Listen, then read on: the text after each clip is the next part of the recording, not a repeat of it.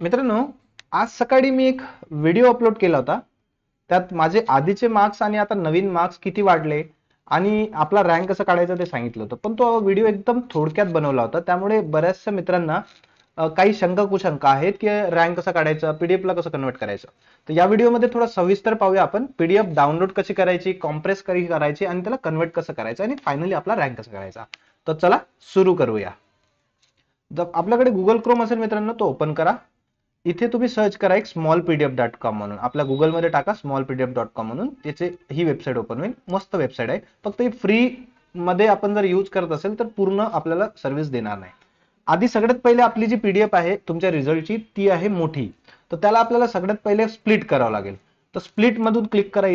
इथून चूज करायची file splitter. तर ती आपली ओरिजिनल जी फाईल असेल ही आहे ओरिजिनल फाईल. सपोज 20 MB खूप मोठी आहे, त्यात 800 पेजेस आहेत.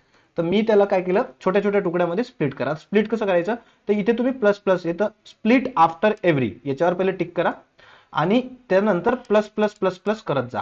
प्लस केल्यानंतर तुम्हाला किती, मी रेकमेंड करेल की 100 पेजेसची तुम्ही पीडीएफ बनवा, जेणेकरून टोटल नंबर ऑफ पेजेस. तसं प्लस करत जा आणि शेवटी असं केल्यानंतर इथे क्लिक करा. 100 पेजेस होईपर्यंत तुम्ही इथे प्लस प्लस प्लस प्लस करत जा आणि स्प्लिट पीडीएफ वर क्लिक करा. तर हे काय करेल, याच्यावर जसंही तुम्ही क्लिक कराल ते तुकड्यामध्ये कन्वर्ट होऊन जाईल.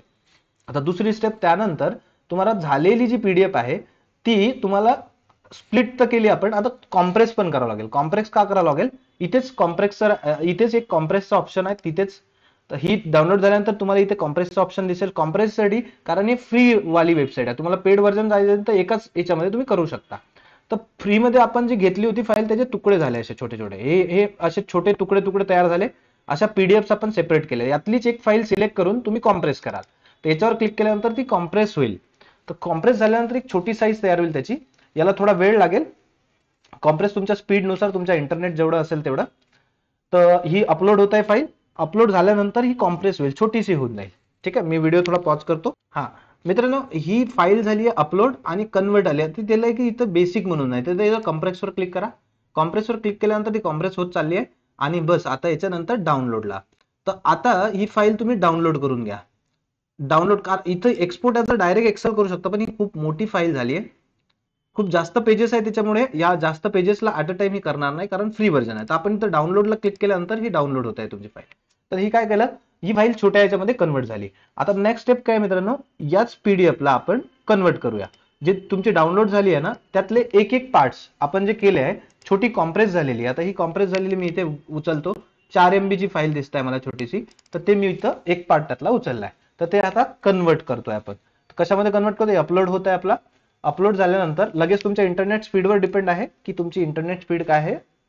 आणि आता ही एक्सेल मध्ये ही आलाय कन्वर्ट टू एक्सेल. तर मी कन्व्हर्जनला क्लिक केलं. तर ते थोडासा वेळ घेईल कन्व्हर्जनला. असं तुम्हाला मेसेज येईल मित्रांनो, कन्वर्ट टू एक्सेल. तर कन्वर्ट टू एक्सेल वर क्लिक करा. ऑटोमॅटिक तुमची फाईल जी आहे एक्सेल मध्ये कन्वर्ट व्हायला लागेल. जी कन्वर्ट झालेली फाईल, एक्सेल मध्ये कन्वर्ट झालेली फाईल इथे तुम्हाला डाउनलोड झालेली दिसेल. तुम्ही डाउनलोड करून घ्याल. डाउनलोड केलेली फाईल तुम्ही इथे ओपन करा. ओपन केलेली फाईल तुम्हाला दिसेल. जसं मी ही शीट एक्सेल मध्ये ओपन करतो आणि ओपन झाल्यानंतर, माझा पीसी थोडा स्लो झालाय खूप डेटा असल्या कारण. ही झाली ओपन झालेली फाईल. ही पूर्ण एक्सेल मध्ये मित्रांनो कन्वर्ट झाली आज इट इज, जशी आपल्याला पाहिजे. यात काही चेंजेस झालेले नाही. तर आपण आता कंट्रोल दाबून इथे मी क्लिक केलं आहे या एक्सेलवर. कंट्रोल दाबून वरचा एरो दाबला तर मला एकदम टॉपला मी चालला गेलोय. आता इथे क्लिक करून पहिल्या रो मध्ये देखो नॉर्मलाइज स्कोर आहे, त्याच्या पहिल्या रोवर क्लिक करा आणि कंट्रोल ए करा. कंट्रोल ए केल्यानंतर काय झालं, पूर्ण डेटा आपला सिलेक्ट झालाय. ठीक आहे, असं तुम्ही मल्टिपल पीडीएफ करू शकता. आणि त्यावर राईट क्लिक करून इथं सॉर्ट बायचा ऑप्शन येतो, सॉर्टचा ऑप्शन. तर इथे तुम्हाला दिसतं लार्जेस्ट टू स्मॉलेस्ट. ठीक आहे, लार्जेस्ट टू स्मॉलेस्ट असं केल्यानंतर तुम्हाला इथे डेटा सगळा लागलेला दिसेल. एक वेळा जर नाही झालं तर पुन्हा ट्राय करा. पुन्हा ट्राय केल्यानंतर तुम्हाला जमेल. तर माझ्याकडे पूर्ण डिसेंडिंग ऑर्डर मध्ये डेटा लागलाय. तर तुमच्या समोर आता किती लोक आहेत तर तुम्ही इझिली कॅल्क्युलेट करू शकता. जसं आता मी याच्यावर क्लिक करू, शिफ्ट दाबून मी खालचा एरो दाबतोय. शिफ्ट दाबून खालचा एरो दाबल्यानंतर पहा तुम्ही आल्यानंतर असा दाबत गेल्यानंतर तुमच्या खाली किती लोक आहेत तुम्ही काउंट करा. तुमचा स्कोर जोपर्यंत येत नाही तोपर्यंत दाबून ठेवा असा. आता माझा स्कोर, सपोज माझा मी एक्झाम्पल घेतो, तर मला किती आहेत 170.54 आहेत. तर माझा इथे येऊन मला थांबावं लागेल. 54 आहेत माझे.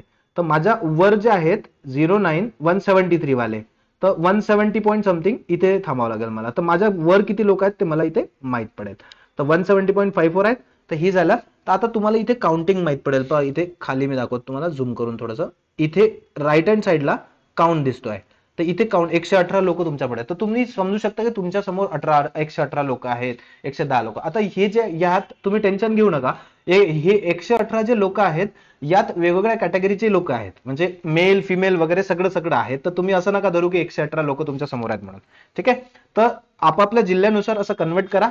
आणि काहीही प्रॉब्लेम असेल तर माझा नंबर तुम्हाला स्क्रीनवर दिसतोय. स्क्रीनवर नंबर पण आहे आणि डिस्क्रिप्शन मध्ये पण तुम्हाला दिले आहे. कोर्सेस बद्दल काही माहिती लागत असेल, माझे कोर्सेस पण चालतात. आणि व्हिडिओ आवडल्यास लाईक जरूर करा, चॅनलला सबस्क्राईब करा. आता रेग्युलर तुम्हाला तलाठी किंवा कुठल्याही एक्झामसाठी जे काही मदत लागते ती मी पर्सनलाइज मदत करायला तयार आहे. So thank you very much for watching. Bye bye.